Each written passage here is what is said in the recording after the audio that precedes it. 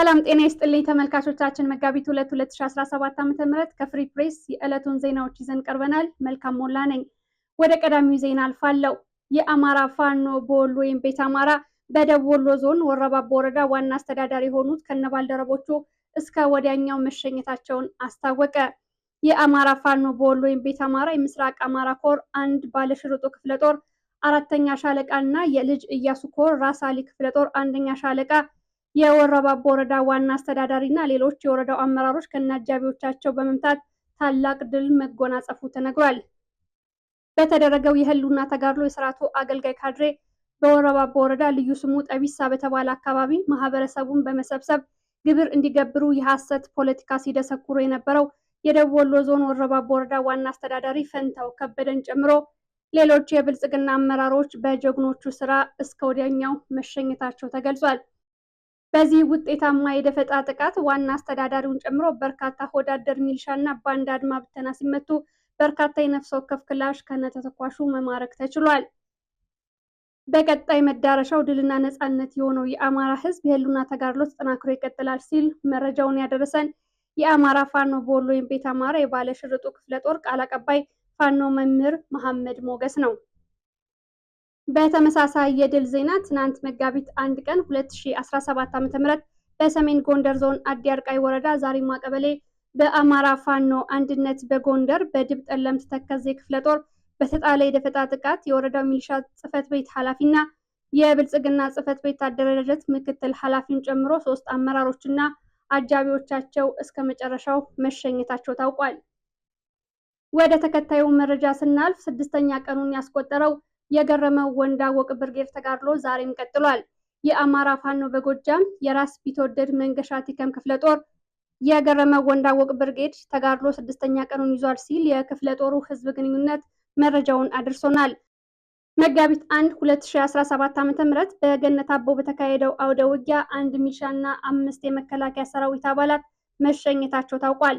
ከማክሰኝት እስከ ገነት አቦ በ5 ቀናት ውስጥ በተካሄደው ውጊያ ወገናቸውን ለመስዋዕትነት ሲያቀርቡና ሀብት ንብረት ሲያወድሙ የነበሩ 8 የሚሊሻ አባላት ይችን ምድር ሲሰናበቱ 2 ሚሊሻዎች ለስንብት ዝግጁ መሆናቸው ታውቋል። ከ20 በላይ የአገዛዙ ሰራዊት አባላትም ተሸኝተዋል። ፋኖን ፊት ለፊት መዋጋት ያልቻለው የአብይ አህመድ ሰራዊት በአቅራቢያው የሚገኙ ንጹሃንን ሀብትና ንብረት አውድሟል። በዛሬው ዕለትም በገነት አቦ ከተማ አንድ ሞተር ሳይክል ሲያቃጥል ናፍጣ ነጋዴዎችን ዘርፏል። ይህንን መረጃ ያደረሰኝ የአማራ ፋኖ በጎጃም የ5ኛ ክፍለ ጦር የገረመው ወንዳወቅ ብርጌድ ህዝብ ግንኙነት ኃላፊ ፋኖ ሰለሞን በቀለ ነው።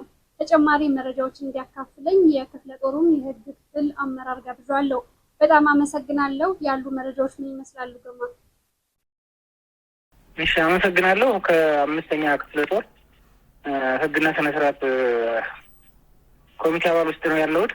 በእንደኛ ቀጠና በ5ኛ ክፍለ ጦር ውስጥ እውነት ነው የተለያየ ቀን ብዙ ጊዜ እንደ ነፍሰ ጡር እየቆጠረ ቀን በዚህን ቀን አጠፋቸዋለሁ እያለ እንደሚንቀሳቀስ ቀን እንደሚቆጥር የሚታወቀ ነገር ነው።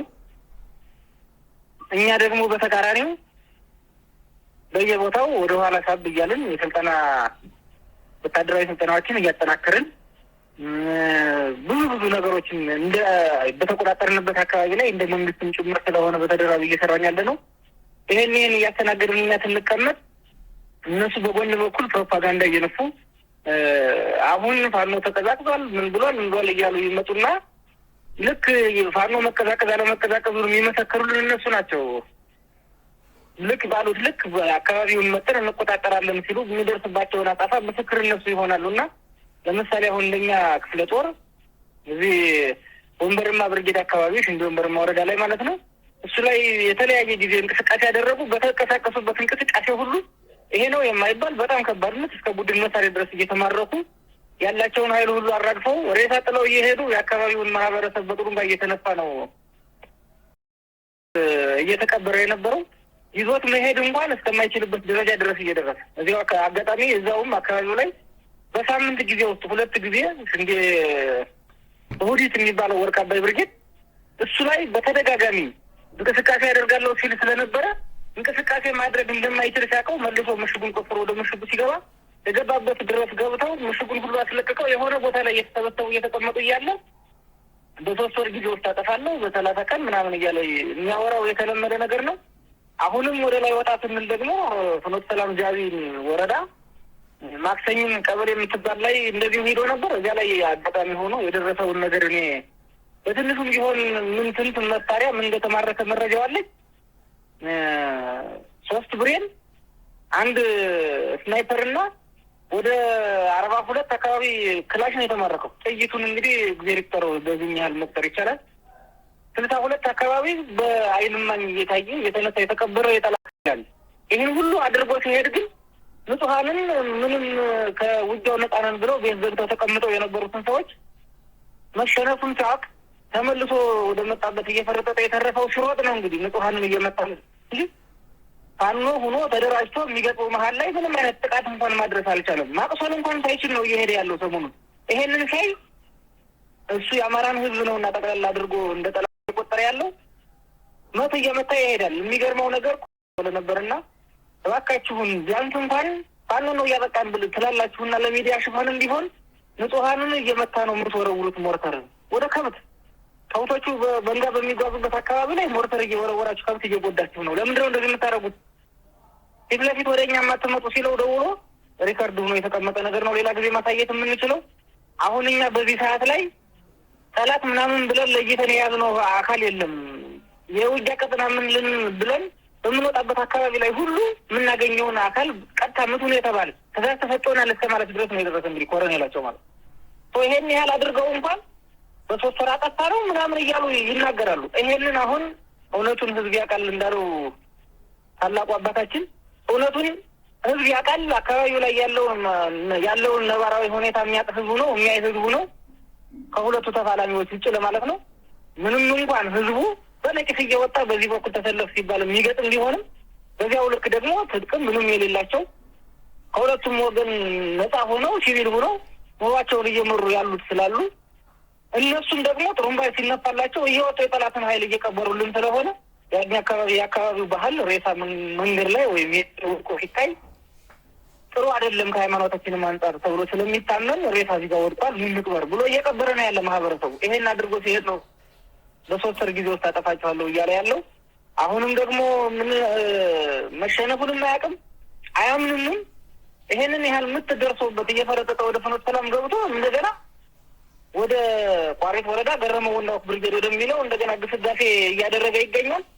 ይኸው እንግዲህ ከእንቅስቃሴ ከጀመረ 4 ቀን አስቆጥሯል።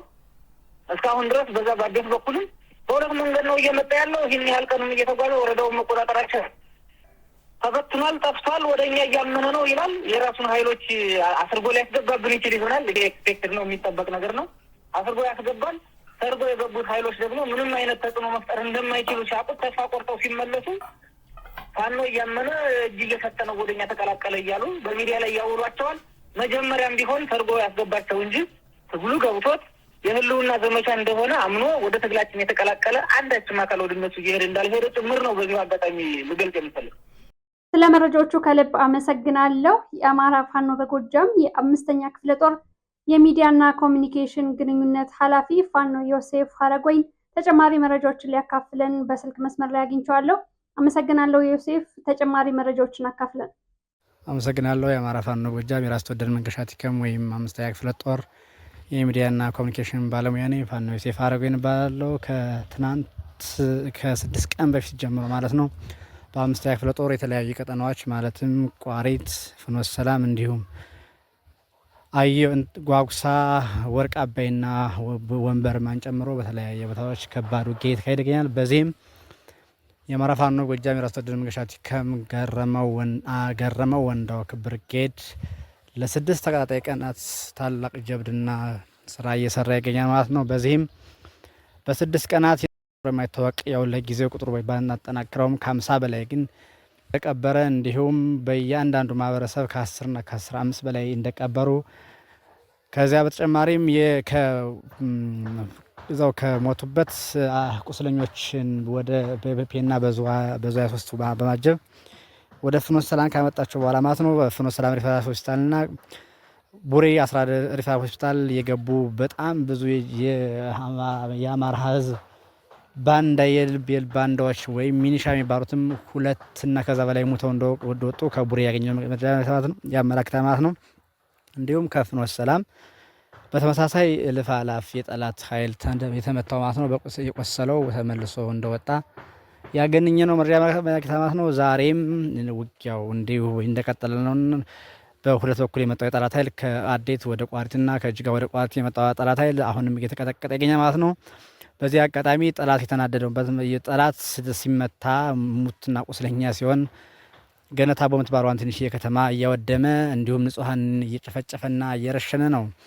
ከዚህ በተጨማሪ በዚህ ገነታ ውስጥ ከ6 በላይ ምግብ ቤቶችን እንዲሁም ከ8 በላይ ጫማ ቤትና ትንንሽ ሱቆችን ሙሉ በሙሉ በመዝረፍ ቤቱን በማቃጠልና በተለይም የዳኛው ፈጠነ የሚባል ባንዳ ነበረ ክረምት ላይ ማለት ነው። የአማራ ፋኖ ጎጃም የራስ ወደ መንገሻት ገረመው እንዳው ከነበልባሎቹ ግም ብሎ ያሸኙት ባንዳ ልጅ ይኸው ኑ አቃጠል ነው እስኪኑና መልሱት እያለ ሲያንገራግር ነበር። ነገር ግን ከደቂቃዎች በኋላ ቤት እያቃጠለ ከተደረሰበት በኋላ የባንዳ ልጅ ማለት ነው እሱም ቆስሎ አሁን በህይወትና በሞት መካከል ሆኖ እየተሰቃየ እንደሚገኝ ከዚህ አጋጣሚ ያገኘው መረጃ ማለት ነው። ስለ መረጃዎቹ ከልብ አመሰግናለሁ። ወደ ተከታዩ ዜና አልፋለሁ። ብልጽግና በቀጥታም ይሁን በተዘዋዋሪ ማንነትና ሃይማኖት ተኮር የዘር ጭፍጨፋዎች እንዲፈጸሙ ያደርጋል ሲል እናት ፓርቲ ገለጸ። ፓርቲው በሰጠው መግለጫ በራያ አላማጣ ወረዳ ጥሙጋ ቀበሌ ጥሙጋ ኪዳነ ምሕረት ቤተክርስቲያን ስር የሚገኙ አረጋዊ አብነት መምህር እና ተማሪዎቻቸው በጭካኔ ተረሽነዋል ብሏል። የ73 ዓመቱ የኔታ ገብረመድህን በአካባቢው የታወቁና የተከበሩ የድጓ ሊቅ በሀገር ደረጃ በርካታ ደቀ መዛሙርትን ያፈሩ ነበሩ። የካቲት 23 ቀን ሐሙስ ለአርብ አጥቢያ ወንበር ዘርግተው ማስተማር እንደጀመሩ ወደ 10 ሰዓት ከ40 ደቂቃ ላይ ያልታሰበ እሩምታ ተኩስ ተጀመረ ይላሉ ሁኔታውን በቅርበት የተከታተሉ የፓርቲው እማኞች። እሩምታው እንደቆመ ፈራ ተባ እያልን ለማረጋገጥ ወደ አብነት ትምህርት ቤቱ ስንደርስ 9 መሬት ላይ ወድቀዋል። በዚህም መምህሩና 3 ተማሪዎቻቸው ወዲያው ሲሞቱ 5ቱ ደግሞ ክፉኛ ቆስለዋል። ከቆሰሉ ተማሪዎች መካከል አንዱ ከጊዜ በኋላ ሕይወቱ አልፏል። የአገዛዙን ኃይል የደንብ ልብስ የለበሱ ያሏቸው ሰዎች መጣው ስንት ሰው እንደሞት አረጋግጣችሁ ንገሩን፣ መረጃውን ግን ለማንም ብትናገሩ እንገላቸዋለን እያሉ ዝተዋል። ፓርቲው በደረሰው መረጃ መምህሩ ማየት የተሳናቸው ናቸው። በዛሬው ዕለትም በአጥቢያው ስር የሚገኘው ሁለተኛው የአብነት ትምህርት ቤት 4 ቤቶች ቃጠሎ ተከስቶባቸዋል። ፓርቲው እንዲህ ያለውን ተግባር በጽኑ የሚያወግዝ ሲሆን ብልጽግና በቀጥታ የሚሆን በተዘዋዋሪ ማንነትና ሃይማኖት ተኮር የዘር ጭፍጨፋ እንዲፈጸሙ ያደርጋል ብሏል። ድርጊቱ መፈጸሙ ተገልጾ በይፋ ለመወገዙና የድርጊቱ ፈጻሚዎች ላይ እርምጃ ለመውሰድ እንቅስቃሴ ስለመደረጉ ምንም ፍንጭ አለመኖሩ ድርጊቶቹ በዓላማ የሚፈጸሙ መሆናቸውን ማሳያ እንደሆነ ፓርቲው እምነቴ ነው ሲል ዛሬ በሰጠው መግለጫ አስታውቋል። ወደ ተከታዩ ዜና እናልፋለን። የትግራይ ክልል ፖለቲካዊ ቀውስ ቀጥሏል። 1 ሚሊዮን ወጣት በአስጨረሱ ማግስት እርስ በርስ ጸብ ውስጥ የገቡት ጌታቸው ረዳና ደብረጽዮን የሚያሰሙት ውዝግብ ቀጥሏል። የትግራይ ክልል ጊዜያዊ አስተዳደር ፕሬዝዳንት ጌታቸው ረዳ ለ3 ከፍተኛ የሰራዊት አዛዦች ጊዜያዊ እግድ ደብዳቤ ጽፏል። እግዱ የተጻፈላቸው ከፍተኛ አመራሮች ሜጀር ጄኔራል ዮሐንስ ወልደ ጊዮርጊስ፣ ሜጀር ጄኔራል ማሾ በየነና ብርጋዴር ጄኔራል ምግባይ ኃይለ ናቸው። ጌታቸው ረዳ ትናንት መጋቢት 1 2017 ዓ.ም በጻፈው ደብዳቤ የጸጥታ ኃይላችን ወደ እርስ በርስ ግጭት ብሎም ህዝባችን ወደማይወጣበት አዘቅት የሚያስገባ አደገኛ እንቅስቃሴ ውስጥ ገብታችኋል ብሏቸዋል። ስለሆነም እያካሄዳችሁት ያለው አካሄድ መግባባት ላይ እስኪደረስ ድረስ ከመጋቢት 1 ጀምሮ ላልተወሰነ ጊዜ ከአዛዥነት አግጃችኋለሁ ይላል። በደብረ ጽዮን ገብረ ሚካኤል የሚመራው ህወሓት እገዳው መሰረተ ቢስና የማይተገበር ነው ብሎታል። ጌታቸው ረዳና አምባገነን ፕሬዝዳንት ነበር ሲል አጣጥሏል። የግድ እርምጃው የተደራጀ ሰራዊት ለማፍረስ ሲደረግ የቆየው ተንኮል አካል ነው ያለ ሲሆን እርምጃው አደገኛ ውጤት የሚያስከትል ነው ሲል አስጠንቅቋል። መሰረተ ቢስ ሲል የገለጸው የ3ቱ ከፍተኛ የሰራዊት አመራሮች ጊዜያዊ እግድ የሰራዊት አባላቱና ህዝቡ እንዳይቀበሉት ጥሪ አስተላልፏል። በደቡብ ኢትዮጵያ ክልል ኮሬ ዞን ጎርካ ወረዳ በኦነግ ሸኔ ታጣቂዎች በተፈጸመ ጥቃት 2 ሰዎች ሲሞቱ አንዲት ነዋሪ መቁሰሏን ነዋሪዎችና ቤተሰቦቻቸው ለአሜሪካ ድምፅ ተናግረዋል። የኮሬ ዞን ጎርካ ወረዳ ሰላምና ጸጥታ ጽሕፈት ቤት 2 ሲቪል ሰዎች ከኦሮሚያ ክልል ምዕራብ ጉጂ ዞን ወሰን በተሻገሩ ታጣቂዎች ስለመገደላቸው አረጋግጠዋል። የኮሬ መጀመሪያ ደረጃ ሆስፒታል ሜዲካል ዳይሬክተር ሸሪፍ አደም በጥይት የቆሰሉ 2 ሰዎች ለሕክምና ሆስፒታላቸው ገብተው እንደነበርና የተሻለ ሕክምና ወደ ሌላ ቦታ ከተላኩ በኋላ ህይወታቸው ማለፉን ተናግረዋል። የአካባቢው ነዋሪ ጥቃቱን የፈጸመው የአካባቢውን መሬት ለመውረር ያለመ ታጣቂ ኃይል ነው ብሏል። ዘገባው የቪኦኤ ነው። መጋቢት 2 2017 ዓ.ም ለሰዓቱ የደረሱን ዜናዎች እነዚህ ይመስላሉ። ስለተከታተላችሁ